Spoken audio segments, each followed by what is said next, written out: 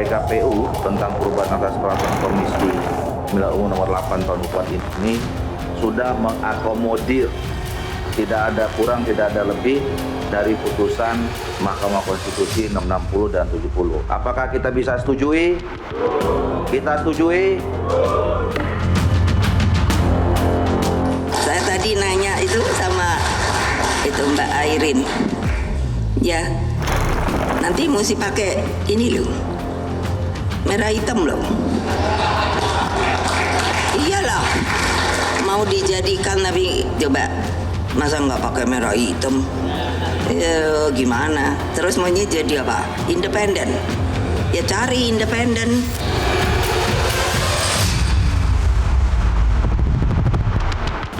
Satu di antara nama yang diusulkan oleh DPD PDI Perjuangan Jakarta dari eksternal itu kan ada nama Pak Anies Baswedan.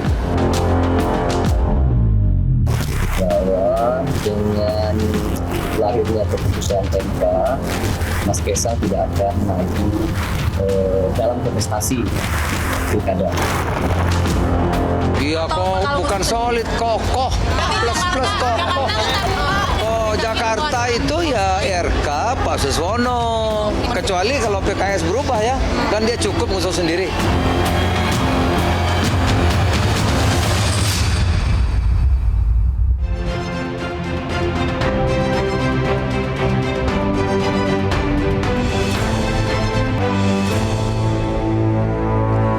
Halo, selamat malam pemirsa. Peraturan KPU sudah resmi dikeluarkan dan tuntutan rakyat untuk memasukkan hasil putusan MK sudah dijalankan. Jelang pendaftaran besok, manuver partai politik semakin kelihatan. Ada yang langsung berubah haluan dukungan, ada pula yang masih menimbang nama calon andalan. Menarik melihat seperti apa peta politik dalam 3 hari ke depan. Apakah PDIP akan membuat kejutan lewat Anies Baswedan atau batal karena terganjal wajib kader yang menjadi persyaratan?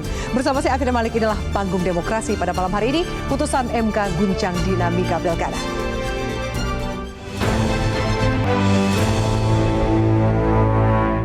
Dan berusaha untuk mengulasnya sudah ada di studio Metro TV. Pertama, politisi PD Perjuangan, Bang Masinton Pasaribu. Bang Masinton, selamat malam. Ya, selamat malam. Terima kasih sudah hadir. Kemudian hadir juga politisi Partai Golkar, Bang Ahmad Doli Kurnia. Bang Ahmad Doli, halo selamat malam. Selamat malam. Terima kasih Bang Doli sudah hadir. Dan juga kami hadirkan pakar hukum tata negara, Bang Ferry Amsari. Halo, Bang Ferry Amsari, selamat malam. Terima kasih sudah hadir. Satu lagi untuk melengkapi diskusi kita, pengamat politik sekaligus Direktur Eksekutif Poltreking Indonesia, Mas Hanta Yuda. Halo Mas Hanta Yuda, selamat malam. Malam, Abi. Terima kasih Bapak-Bapak sudah hadir. Sebelum kita membahas mengenai dampak dari putusan MK, saya sedikit meminta pendapat dari narasumber, terutama Mas Ferry dan Mas Hanta. Melihat tadi kita baru saja breaking news, ternyata ada gelombang lanjutan dari demonstrasi mahasiswa mengenai hasil putusan MK. Padahal kita tahu PKPU juga sudah siap dijalankan. Mengapa masih ada gelombang itu? Dari Mas Ferry, apa tanggapannya? Ya, pertama meskipun DPR dan KPU ya berupaya keras untuk meyakinkan publik untuk mematuhi putusan 60-70, publik tidak melihat bahwa ini persoalan bukan soal sekadar patuh pada putusan MK belaka. Ya.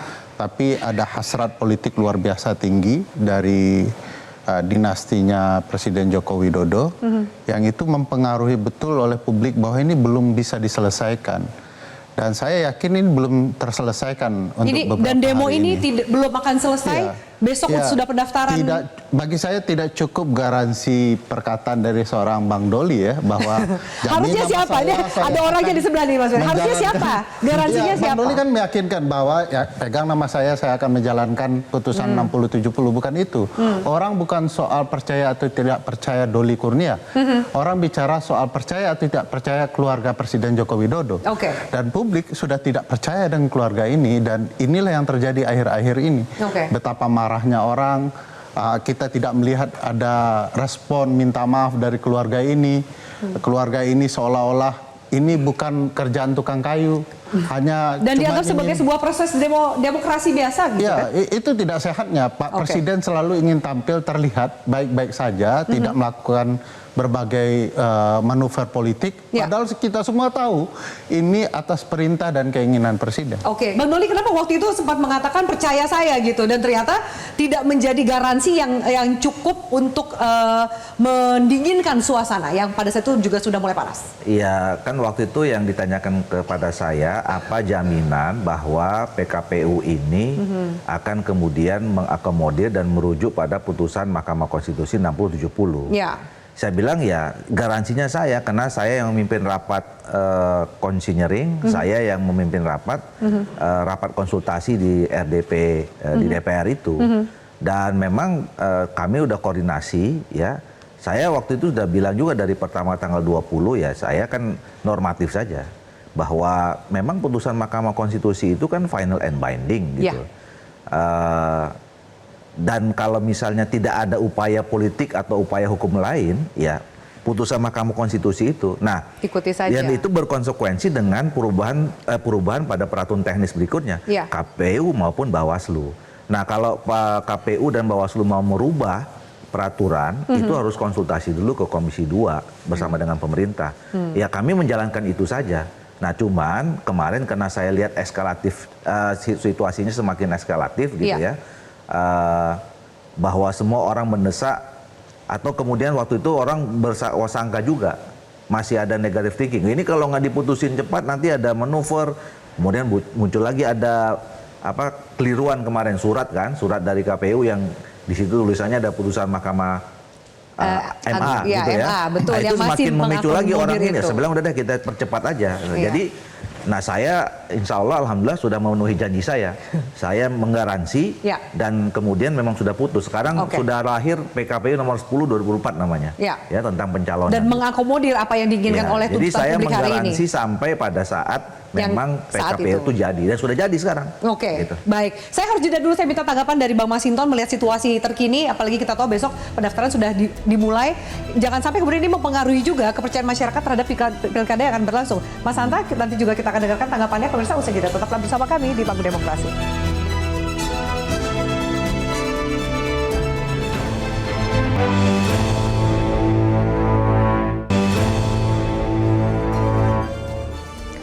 Baik, pemirsa, kami lanjutkan pembahasan kami. Bang Masinton, saya minta tanggapan juga sebagai kader PDIP. Ini tuntutannya, situasi unjuk rasa ini tuntutannya mengawal PKPU. Dari awal juga sudah seperti itu, dan juga menolak politik dinasti. Tanggapan dari PDIP melihat situasi terakhir bagaimana? Iya, ini kenapa kalau tadi pertanyaannya kenapa demo masih berlanjut meskipun di DPR sudah ada PKPU segala macam untuk merespon MK tadi. Ini adalah protes rakyat ya, terutama mahasiswa, elemen masyarakat sipil, ketidakpercayaan terhadap kekuasaan yang selalu mengakal-ngakali peraturan, memaksakan kehendaknya dengan merubah berbagai jenis peraturan. Nah, kalau kita lihat runutannya ya, ada ini adalah akumulasi. Tapi ini belum akumulasi yang ini belum titik puncaknya. Belum titik puncak, tapi ini adalah bagian dari rentetan ya, di mana selama ini rakyat melihat kesewenang-wenangan kekuasaan secara kasat mata mempertontonkan bahwa apapun ya bisa dilakukan oleh kekuasaan dan bisa dipaksakan oleh kekuasaan baik terhadap elit maupun terhadap rakyat. Oke. Nah, itulah yang kemudian terjadi hari ini, yang ini aksi-aksi hari ini ya, dan besok akan berlanjut terus. Ini bagian dari ekspresi perlawanan rakyat, kekecewaan masyarakat yang selama ini diam ya. Diam bukan berarti dia mau tidak tahu dan tidak peduli ya. Mau dikadal-kadalin gitu. Ya. Tidak. Hari ini rakyat sudah, kita tidak mau lagi dikadal-kadalin, kita tidak mau diakal-akalin, kita tidak mau lagi dipaksakan oleh kehendak kekuasaan yang jolim gitu. Ya, nah, inilah sekarang mendatangkan momentum perlawanan, dan saya yakin perlawanan ini belum berhenti. Tapi Anda nggak nakut-nakutin, karena kan sebenarnya di tahapan pilkada harusnya situasinya tidak, kondusif. saya menangkap suasana kebatinan di bawah. Seperti itu. Oke, baik. Kalau kita tanyakan nih ya, teman-teman elemen masyarakat sipil, akademisi, kalangan profesional, Nggak ada yang setuju Jadi dengan gelombang cara ini makin akan terus bergulir. Iya, ini kekuasaan norak yang dipaksakan ke rakyat, ya. Baik. Dikira rakyat itu sebodoh ke penguasa yang norak ini. Oke, Mas Hanta, Itu. apakah Anda setuju bahwa kemudian gelombang ini akan berlanjut? Kita tahu juga apakah nanti akan berpengaruh terhadap tahapan pilkada. Besok sampai tanggal 29 ada pendaftaran calon kepala daerah. Kalau misalnya tidak respon untuk memenuhi aspirasi publik bisa jadi. Jadi saya membaca ini sebagai potret dari ketidakpercayaan publik atau rakyat pada umumnya kepada sistem politik yang sedang berjalan. Terutama lembaga negara, wabil khusus DPR yang tadinya ingin merevisi undang-undang pilkada. Kalau misalnya putusan MK berhenti di situ saja, tidak ada upaya manuver politik dari DPR, ceritanya lain. Ya. Mungkin tidak sampai seperti hari ini. Ya. Yang kedua, ini betul eskalasi dari titik akumulasi yang mungkin belum klimaks. Saya tidak tahu apakah hari ini klimaks atau justru akan klimaks lagi eskalasinya. Nah, sehingga saya kira harusnya tidak pemantiknya, jangan dikasih stimulus seharusnya kondisi seperti ini. Oke. Nah, padahal di satu sisi pemerintahan Pak Prabowo ini kurang baik memulainya dengan situasi semacam Yang ini. panas seperti Begitu ini. juga dengan pemerintahan Pak Jokowi, jangan sampai kesan di publiknya su'ul khotimah, kita tidak menghendaki seperti itu tentunya. Nah, kaitan dengan pilkada, saya kira isu ini sebenarnya bukan persoalan orang per orang. Betul, setiap keputusan ada yang diuntungkan, ada yang dirugikan. Oke. Tapi bukan sekedar Anies Baswedan atau nama-nama yang punya elektabilitas tinggi kemudian tidak bisa maju karena tidak memiliki boarding pass. Bukan hanya itu, sekedar itu. Yang kedua juga bukan sekedar PD Perjuangan yang ditinggal sendiri. Ya. Partainya tidak punya kawan sehingga tidak bisa mengusung. Bukan sekedar itu juga. Jadi banyak sekali faktor yang Faktor kemudian paling membuat penting menurut situasi saya hari dua ini. hal. Satu, Oke. dari sisi pemilih. Pemilih punya hak. Jadi tidak boleh dikooptasi, semuanya dihegemoni oleh kekuatan sudah menentukan di proses kandidasi. Ya. Jadi keuntungannya dengan putusan MK ini adalah membuka semacam celah, kesempatan, peluang sesuatu yang kabar baik bagi pemilih mendapatkan alternatif pemilih yang lebih variatif, lebih berkualitas, dan yang paling penting esensi demokrasi adalah adanya kompetensi, adanya kompetisi. Oke. Nah, kompetisi yang terbuka inilah dengan putusan MK terobosan ini saya kira rakyat sebenarnya menginginkan lebih natural proses demokrasi Berarti kita. tanda kutip ada angin segar lah ya, Iya, Mas tapi Hanta. kalau ini misalnya MK proses ini kemudian peraturan MK berjalan dengan baik, kemudian pilkada dikawal, saya kira mudah-mudahan akan terjadi normalisasi Situasi nanti pilkada hari ini, akan lebih kalau baik kemudian prosesnya. dikatakan bahwa sepertinya gelombang demonstrasi ini belum akan berhenti, apakah akan mempengaruhi juga calon-calon yang akan didaftarkan partai politik menurut Anda? Ini sebenarnya ada kecurigaan kan sampai dengan 29 ini jangan sampai lengah kemudian Ya, kawal. tiba-tiba berubah. Kan ada kemungkinan ini tiba-tiba Bang Masinton, Pak Bang Doli dengan kawan-kawan di DPR merevisi diam-diam, kan bisa kemungkinan sampai ditutup tanggal 29. Ya. Jadi tidak berlebihan kalau mahasiswa gerakan civil society kemudian curiga untuk mengawal sampai dengan tanggal 29 itu. Oke. Jangan sampai ada perubahan. Oke. Nah, sampai di situ maka kalau kemudian proses ini berjalan dengan baik, menurut saya eskalasinya mungkin ya Bang Masinton relatif agak menurun Oke. mungkin ya. Bicara soal, sorry Mas Hanta, mau dilanjutkan sebelum saya pindah ke Bang Masinton? Silakan, lanjut. Bicara soal salah satu calon, tadi Mas Hanta sempat menyampaikan ini bukan cuma soal siapa yang maju atau tidak maju. Salah satu tadi disebutkan adalah Anies Baswedan. Padahal hari ini media semua sudah ramai bahwa hari ini nama Anies ini akan diumumkan menjadi calon gubernur Jakarta. Kenapa batal Bang Masinton? Padahal Pak Anies ini sudah memposting sungkem dan meminta restu dari ibundanya, tapi kemudian rencananya tidak semulus seperti yang disampaikan di media. Ini gambarnya bahkan sudah viral, Bang Masinton. Ya, mudah-mudahan persoalan waktu aja. Mudah-mudahan. Kalau Ya. persoalan waktu berarti PDIP tetap mengusung Anies? Mudah-mudahan. Itu kan ranah DPP. Kebetulan saya seharian tadi sama beliau di Senayan. Bagaimana membaca dua kali mudah-mudahan? Saya tidak ngikutin dinamika di apa yang terjadi di DPP. Karena saya seharian tadi sama beliau di Senayan. Situasinya yang Anda dengar seperti apa, Bang Masinton? Hari ini kan kita tunggu ada kemudian muncul nama Anies Baswedan bersama Rano Karno. Berbalik kemudian muncul nama Pramono Anung dan Rano Karno. Yang Anda dengar saat ada di ngopi bareng Bang Doli ini apa perkembangannya? Masa nggak memantau perkembangan situasi partai sendiri? Harusnya kalau Pak Pram kan tadi ada ya. Kalau bacaan saya nih, saya kan nggak berani mendahului keputusan partai ya. Tapi saya coba baca. Tadi kan Pak Pram ada. Kalau beliau yang dipasangkan kan harusnya sudah diumumkan tadi. Oh gitu. Kira-kira jadi gitulah. belum fix nih siapa ya, yang... mudah-mudahan tinggal menunggu waktu. Kalau saya preferensi saya ya Anies. Kan begitu ya. Anies kan Rano. ada Anies Rano Karno. DPD PDI Perjuangan DKI Jakarta juga mengusulkan Pak Anies satu di antaranya. Tapi kami ini kan kader partai. Ketika keputusan diambil kami tegak lurus dengan keputusan partai. Benar nggak jadi diumumin karena masih alot diskusi soal Anies harus jadi kader PDIP? Mungkin bukan hanya itu ya. Oh, masih ada lagi yang lebih berat dari itu? Ada banyak hal lah yang harus didiskusikan. Mungkin menurut saya gitu, tidak seteknis itulah ya. Masalah tentang KTA apa segala macam itu kan sangat teknis sekali. Oke, jadi bukan kalkulasinya bukan sekedar harus menjadi kader, yang itu menjadi diskusi yang alot Ya antara menurut Anies saya dengan ini PDIP. persoalan waktu aja. Oke, Ya. baik. Saya tanya Mas Hanta, soal hari ini deh yang ditunggu-tunggu, sempat kemudian mau breaking news dan lain, ternyata nggak jadi juga, dibatal juga. Apakah memang soal waktu atau ternyata alotnya bukan urusan kader, Mas Hanta? Saya membaca dua kemungkinan ya dugaan saya dari faktor internal dan eksternal.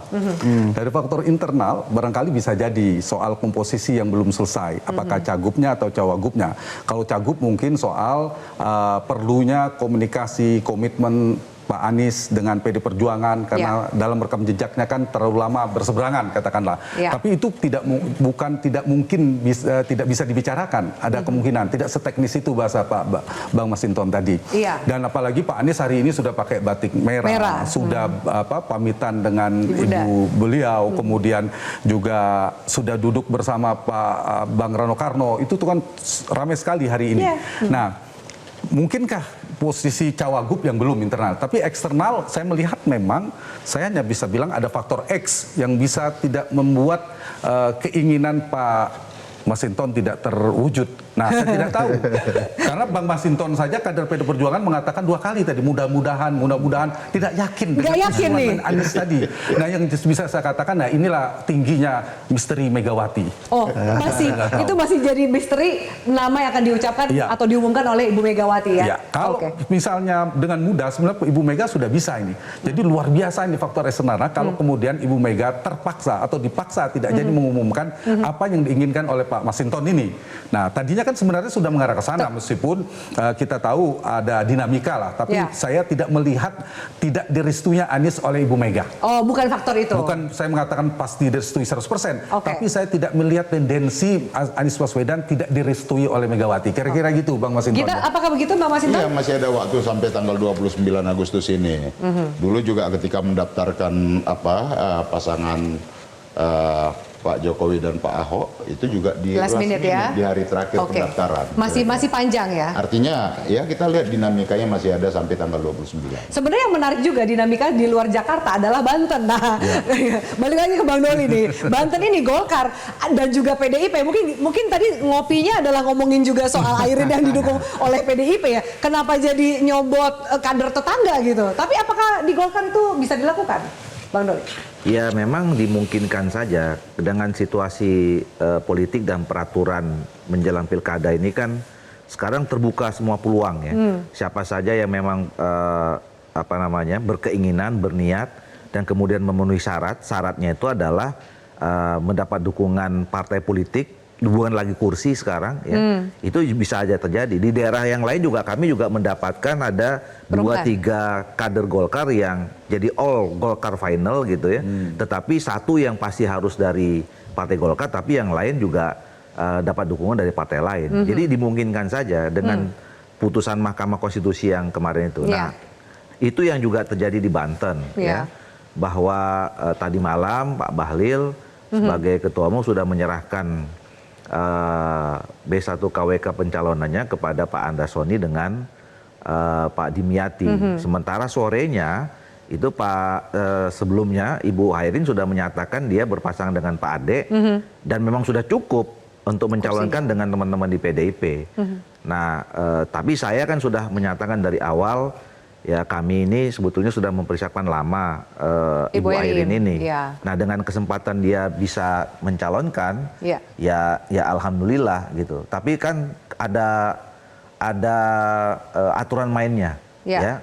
Kami juga seperti itu. Kalau misalnya ada kader partai Golkar yang maju dengan dukungan partai lain, kemudian ada partai Golkar menentukan calon formalnya siapa, tentu semua atribut jaringan segala macam itu tentu yang dipergunakan oleh yang direkomendasi resmi oleh Tapi bagaimana partai. mengontrolnya? Karena kan juga kader yang sekelas, selevel calon gubernur juga sudah punya jaringannya sendiri kan, Ya, Bang Doli? itu kan kebijakan ya, kebijakan partai. Tentu implementasinya di bawah ya, tentu kan ada pengawasan dan segala macam. Oke. Walaupun memang prakteknya agak susah ya gitu ya. Nah, At least dari partai sudah mengeluarkan itu gitu untuk Sudah. fair kompetisi yang fair antara dua kandidat yang mungkin sama-sama berasal dari satu partai. Iya, jadi kita udah tapi tidak bisa digeneralisir Oke. ya.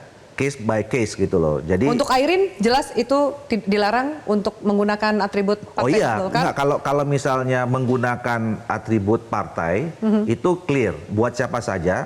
Atribut partai, jaringan partai itu akan dipergunakan oleh orang atau pasangan calon yang didukung resmi oleh partai Oke, Golkar. oke. Nah, kalau ada kader lain yang misalnya juga didukung oleh partai lain, ya dengan segala hormat ya, dia akan harus pakai jaringannya sendiri kira-kira Oke. begitu. Bang Masinton ini melihatnya satu, Golkar menang banyak nih di Banten karena punya dua calon. Sementara PDIP jadi harus kerja juga bantuin buat Golkar nih. Bagaimana nanti kampanye dan hitung-hitungannya ya kan? Kok PDIP mau kerjanya buat Golkar ya? Kenapa nggak ngusung kader sendiri gitu? Tapi jawabannya usai jeda. Bang Masinton disimpan dulu jawabannya. Pemirsa, kami akan lanjutkan sesaat lagi.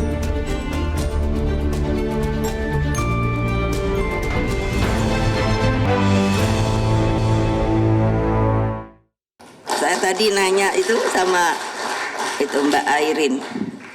Ya, nanti mesti pakai ini loh, merah hitam loh. Iyalah, mau dijadikan tapi coba masa nggak pakai merah hitam? Ya gimana? Terus maunya jadi apa? Independen. Ya cari independen. Oke, baik, pemirsa, kami lanjutkan. Mbak Masinton, tadi kita juga mendengar sama-sama statement dari Ibu Mega yang mengatakan ke Mbak Airin ya, ke Bu Airin, Bu Airin nanti pakai baju merah hitam loh, mungkin karena nggak bisa pakai baju kuning gitu. Atau gimana pesan dari Bu Mega itu gitu? Kan nggak boleh pakai baju kuning kata Bang Doli kan. Jadi jangan Mbak Airin nanti kampanye pakai baju merah hitam karena didukung oleh PDIP. Ya, secara uniform kan PDI ya merah hitam warnanya. Kemudian ya semangatnya harus merah. Artinya pro kerakyat. Nah, kemudian bagi PDI Perjuangan yang mau kita menangkan ini kan adalah rakyat. Maka setiap siapapun itu, baik kader maupun non kader dari PDI Perjuangan, kader eksternal gitu ya, yang diusung oleh PDI Perjuangan, dia harus memahami tentang perspektif ideologi Dari perjuangan PDIP. PDI Perjuangan, program-program pro kerakyatan, bagaimana menjaga kebinekaan, ya kan, bagaimana kepedulian terhadap lingkungan, bagaimana memajukan daerah, begitulah. Nah, jadi prinsip PDI Perjuangan adalah itu, orientasi adalah pada rakyat tadi. Jadi nggak masalah untuk mendukung kader partai lain. Bahkan kalaupun ternyata Airin menang tetap jadi kader Golkar loh. Bagi kita no problem, artinya begini, ya yang mau kita menangkan tuh rakyat, bukan sekedar individu-individu. Yang mau kita menangkan ini adalah program-program keberpihakan terhadap rakyat. Itu yang mau kita menangkan, bahwa nanti kerjasama dengan kader partai lain, dengan dipasangkan dengan kader partai sendiri. Jadi ada kolaborasi kerjasama di sana. Begitu. Itu lazim dan biasa. Yang kita pengaruh utamaannya adalah dalam setiap kontestasi itu adalah kepentingan rakyat, menang untuk rakyat. Begitu.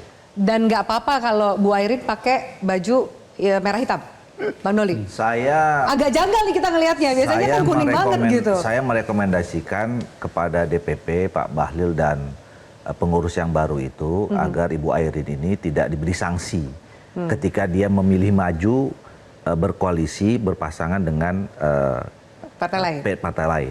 Ya. Nah, tapi begini, saya mau menjelaskan, saya menyambung yang disampaikan oleh Pak Masinton ya. Memang kita dalam menghadapi kontestasi politik, apalagi kita mau memilih calon-calon pemimpin kita di daerah ya. Kan yang paling penting itu adalah bagaimana memang sebelum kita masuk soal kepentingan politik masing-masing, partai politik masing-masing. Kita kan ingin sebetulnya memberikan sosok tokoh orang yang betul-betul menjadi aspirasi atau dari masyarakat bisa membawa kebaikan, perubahan, kemajuan di daerah itu. Terlepas siapapun. Partainya. Tentu yang kedua kita berharap orang itu adalah berasal dari partai kita. Nah, jadi kami sebetulnya juga di daerah yang lain banyak mendukung daerah-daerah kader-kader lain. partai yang memang kita tahu bahwa mungkin di daerah itu kader kita belum cukup mumpuni, ya, belum cukup punya akseptabilitas di daerah itu oleh masyarakat yang dianggap mampu membawa kebaikan perubahan seluruhnya di daerah itu. Gitu. Oke. Jadi ini praktek yang akan lumrah terjadi. ya selama ini juga begitu. Pilkada ini kan bukan 2004 aja, ada 2020, 18, dan saya kira pasti pertimbangan setiap partai politik itu adalah mencari tokoh-tokoh ini adalah ini memang bagus. Syukur-syukur dia adalah partai politiknya masing-masing. Tapi kalau enggak ya kita dengan dengan ikhlas ya harus mendukung orang yang memang dianggap baik, dan itu akan kelihatan disitulah peluang menangnya apa tidak. Karena percuma aja kalau kita anggap misalnya bagus, kita anggap bagus, ternyata masyarakat bilang bagus, kita paksain nggak menang juga. Gitu. Intinya jadi menang sebenarnya, siapa yang akan menang. Mas Ferry, kalau kita lihat apakah ini kemudian jadi dampak pasca putusan MK bahwa akhirnya situasi partai lain mendukung kader yang macam-macam kan, tidak boleh menggunakan atribut partai asal dan lain-lain. Ya, kalau dibaca pertimbangan dan amar putusan 60 ya, betul Mahkamah ingin mengubah situasi sebenarnya, di mana terdapat dominasi koalisi partai tertentu. Saya bisa katakan Kimplas itu sudah mulai menguasai seluruh wilayah secara nasional, dan sebagian itu mengguncang perasaan partai dan publik pemilih, dan itu yang dibenahi oleh putusan MK. Pasca putusan itu kita bisa melihat bahwa akan muncul calon-calon alternatif, tidak hanya dari partai di parlemen tetapi di luar parlemen. Bahkan itu juga membuat landscape politik berubah. Yang kemarin sudah bicara siapa calon-calon, harusnya setelah itu akan berombak ulang. Dan itu juga yang terjadi di PDIP yang berbicara cukup panjang, Pak Anies Rano atau Pak Anies Masinton kan, animasi begitu ya. Itu kan pembicaraan yang dibahas sebagai alternatif kebaruan. Animasi lawannya rawon. Iya, itu Bu Airin juga bicara seperti itu alternatif yang menggembirakan. Yang bisa dikatakan Bu Airin sudah masuk ke ruang yang tidak berketentuan untuk mencalonkan, tiba-tiba muncul lagi, dan itu bicara soal kebutuhan para pemilih maunya apa, dan tiket-tiket itu berbasis kepada kebutuhan pemilih. Nah, kalau kemudian Kimplas masih memaksakan perspektif istana ya dalam berbagai koalisi, bangunan koalisinya di mana-mana, mereka akan dikalahkan dengan apa yang hendak dipilih oleh rakyat. Persis seperti apa yang disampaikan Bang Doli, bahwa Golkar juga akan mempertimbangkan kader mana yang preferensinya baik dan elektoralnya baik di publik. Dan itulah yang kita inginkan. Apalagi situasi hari ini ya. Bahwa publik inginkan sesuatu dan dia berhak untuk memilih siapa yang dia inginkan. Bukan terjebak dengan apa yang diinginkan oleh koalisi partai. Oke, Mas Santa mau tanggapan lebih jauh soal kautelasi dari pilkada di Banten, dan kemudian sempat juga ya ngomongin tadi Mas Ferry ngomongin Kimplas nih, dan PKS juga udah balik badan loh, sempat mendukung Bang Riza Patria dan Marcel, akhirnya kemudian nggak jadi mendukung. Adakah arah ke sana bahwa mumpung belum pendaftaran masih sah-sah aja untuk belok kalau badan? secara umum tidak hanya Banten, putusan MK itu sebenarnya berpotensi merubah. Kalau mengguncang dalam tema kita ini dua hal, peta koalisi kandidasi dan peta kompetisi eleksi atau election. Nah, kalau peta koalisi kandidasi, dugaan saya kalau dalam konteks nasional mungkin tidak terlalu signifikan. Kimplas makin tetap solid untuk menjelang pemerintahan Prabowo Gibran. Nah, untuk pilkada daerah sangat strategis seperti Jakarta, Banten, Jawa Barat, Jawa Timur, Jawa Tengah, dan yang strategis lainnya, mungkin menurut saya tidak berubah. Mungkin akan ada beberapa daerah yang terkoreksi, ada yang bisa maju sendiri dan seterusnya. Tapi yang wilayah strategis ini tidak. Kenapa? Karena ada magnet yang juga kuat daya tariknya, pemerintahan yang baru. Sudah ada konsesi baru, sudah ada negosiasi baru, ada kesepakatan baru, dan sebagainya. Di saat yang sama ada yang sedang bermuktamar, sedang bermunas dan sebagainya, posisinya adanya ujung tanduk dan seterusnya. Sehingga ibarat fisika politik itu gaya sentripetalnya tetap kuat dan sentrifugal berlawanan kan, terlepas atau semakin merekat gitu ya. Nah, dugaan saya untuk peta koalisi kandidasi tidak terlalu signifikan. Jadi Kimplas ini bisa dikatakan solid gitu, meskipun ada beberapa peta solid di daerah-daerah potensial yang saya sebutkan di Jawa terutama. Kalau di luar bisa jadi ngusung sendiri lepas dan sebagainya. Yang kedua, yang menarik adalah peta koalisi kompetisi. Ini yang paling kabar baik buat kita. Potensi di mana seorang kandidat yang tadi di dalam koalisi yang sudah terkonsolidasi tadi hanya melawan kotak kosong, hampir sulit tertutup peluangnya hampir di semua daerah. Jadi muncullah pesaing-pesaingnya. Yang kedua, melawan calon boneka atau calon independen atau perseorangan itu juga menjadi kecil. Yang terjadi adalah kompetisi, dan kompetisinya benar-benar kompetisi. Kita lihat jadi perdebatannya Anies Baswedan atau siapa. Kemudian di Banten Pak Ibu Airin bisa maju, di Jawa Tengah Pak Andika dan sebagainya. Jadi menarik sebenarnya. Dalam konteks ini sebenarnya ini kabar baik bagi demokrasi, bagi pemilih, terlepas dari kepentingan politisi dan partai dan sebagainya. Sehingga ini saya kira harus kita kawal bersama, karena bukan sekedar yang saya katakan tadi, bukan sekedar calonnya siapa, partai apa, yang paling penting adalah bagaimana kita mengawal proses tadi, bahwa ini mungkin merubah peta kompetisi, mungkin saja. Nah, yang kedua, saya ingin masuk pada wilayah di mana dinamika Pak Anies sebagai hari ini. Nah, itu hal yang berbeda. Karena lebih dari sekedar Banten. Kita bicara Jakarta, pasti barometer Jakarta adalah barometer nasional. Di sana ada persoalan eskalator politik 2029, mungkin bisa dikaitkan dengan nilai 11 dari 100. Jadi banyak variabel-variabel. Benarkah kemudian ini masih jadi residu dari Pilpres, pertarungan di Jakarta? Ini menarik, pilkada kita ini bukan hanya pertama dilakukan serempak. Yang kedua, dia masih berbau sangat Pilpres. Ditahan dulu Mas Hanta di situ, karena saya harus jeda supaya nanti diskusinya saya tidak terpotong oleh durasi pemirsa. Apakah kemudian masih ada residu Pilpres di Pilkada Jakarta? Kami lanjutkan saat lagi. Tetaplah bersama kami.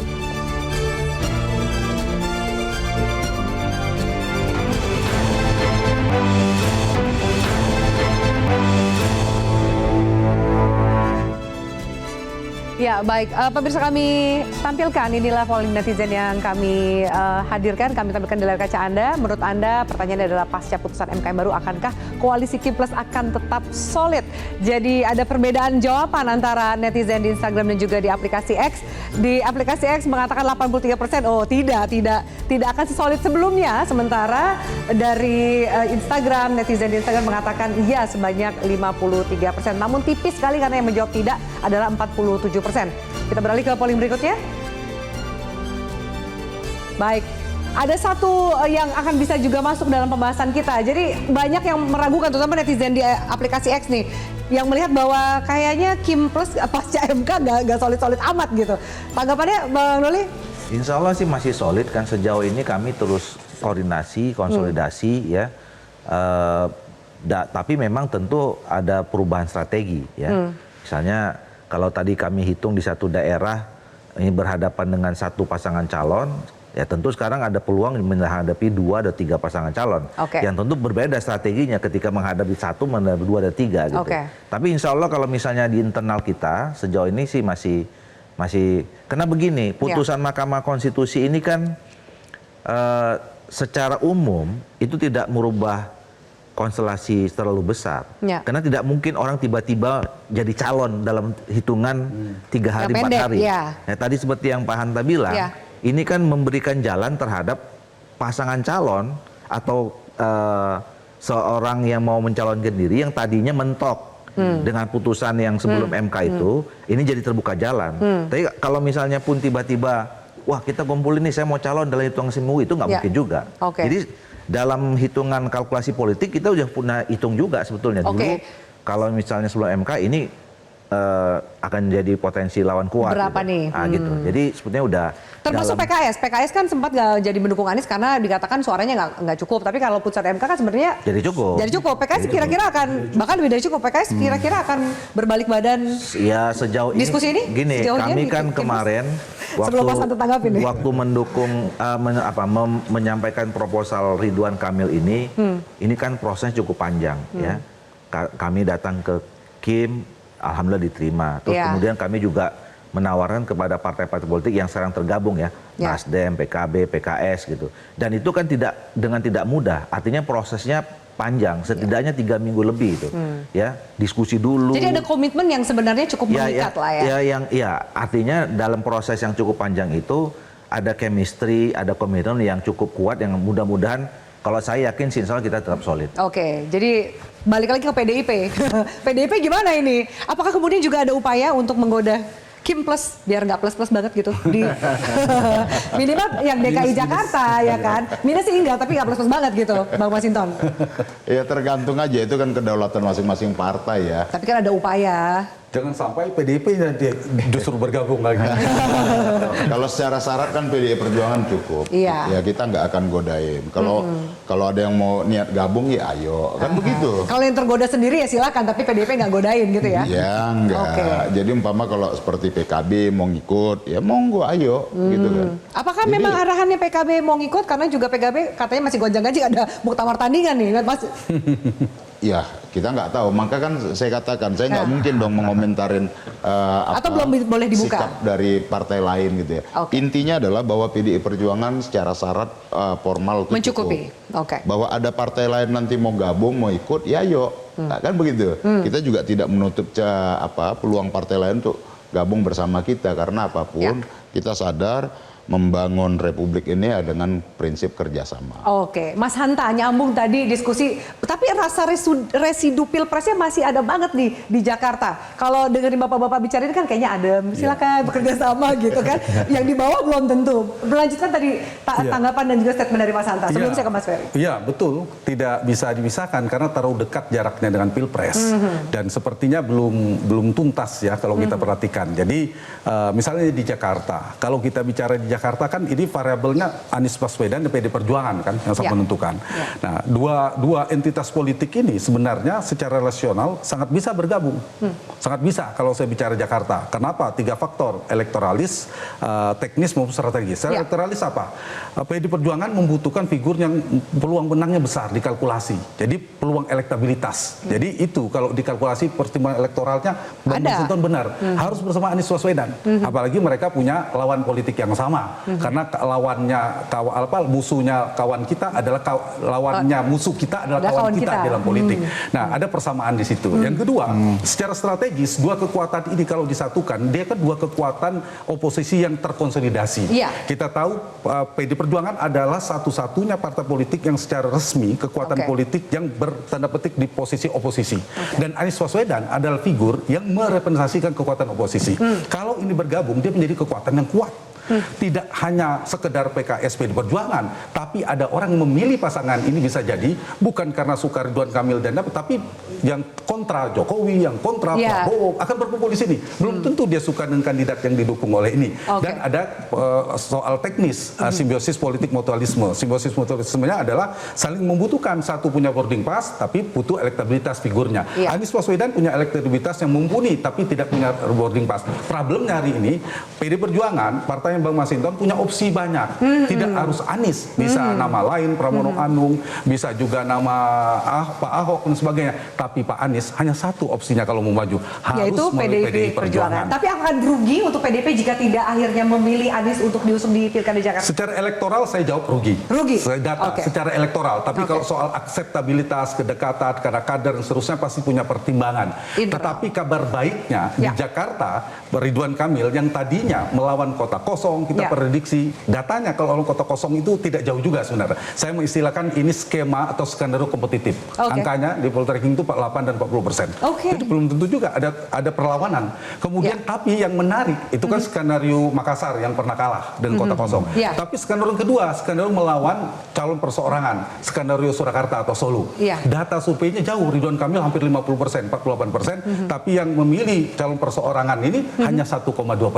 Kalau ini yang dituju sangat mudah, Ridwan Kamil sebentar lagi akan dilatih. Nah, yang terjadi 1 dan 2 skenario ini kan hampir tertutup. Yang terjadi adalah skenario yang betul-betul kompetisi, betul-betul sengit sengit. Apalagi kalau yang diusung adalah Anies Baswedan. Mas Ferry terakhir menyambung semua tadi pembahasan dari narasumber yang lain. Dalam berbagai skenario politik tentu ada kabar buruk, kabar baik seperti ekstrak buah manggis itu dan dalam konteks Jakarta sebenarnya simbiosis mutualisme PDIP itu memang harus terjadi. Kedua belah pihak harus memikirkan ini, baik itu PDIP maupun Pak Anies. Karena bagaimanapun keduanya saling membutuhkan. Dan Pak Anies juga harus punya kesadaran politik juga, kebutuhan partai politik. Karena jangan ambil untung saja untuk maju 2024 ini, lupa keuntungan apa yang harus dipikirkan oleh PDIP di 2029 nanti. PDIP itu kan tidak mau jadi jalan tol saja bagi Anies Baswedan untuk 2024 sampai 2029. Mereka juga membutuhkan bahwa Anies akan selalu bersama mereka menuju 2024. Jadi kebutuhan ini yang perlu disadari termasuk oleh pemilih. Kok tiba-tiba Anies bergabung dengan PDIP dan PDIP bergabung dengan Anies, karena mereka punya kesadaran bersama, musuh bersama yang mungkin mereka harus hadapi bersama. Oke, baik. Terima kasih Bapak mendaftar diskusi kita. Kita akan lihat karena besok hari pertama pendaftaran siapa yang mungkin sudah mulai pengumuman dan juga mulai mendaftar. Terima kasih atas diskusi kita dan waktunya. Dan pemirsa, meski sempat akan diakali, akhirnya putusan Mahkamah Konstitusi sepenuhnya diakomodasi. Perlahan terlihat dampaknya, yaitu mengubah konstelasi. Kandidasi yang membuka peluang menguatkan akreditasi seketika tersisi. Lalu manuver politik yang syarat aroma monopoli bisa jadi batal dieksekusi. Di satu sisi ada angin segar bagi rakyat yang menginginkan pemimpin sesuai dengan aspirasi, bukan hasil dari manipulasi. Pendaftaran pilkada hanya tinggal menghitung hari. Kita lihat manuver politik yang bisa terjadi. Saya Afin Malik undur diri. Selamat malam. Sampai jumpa.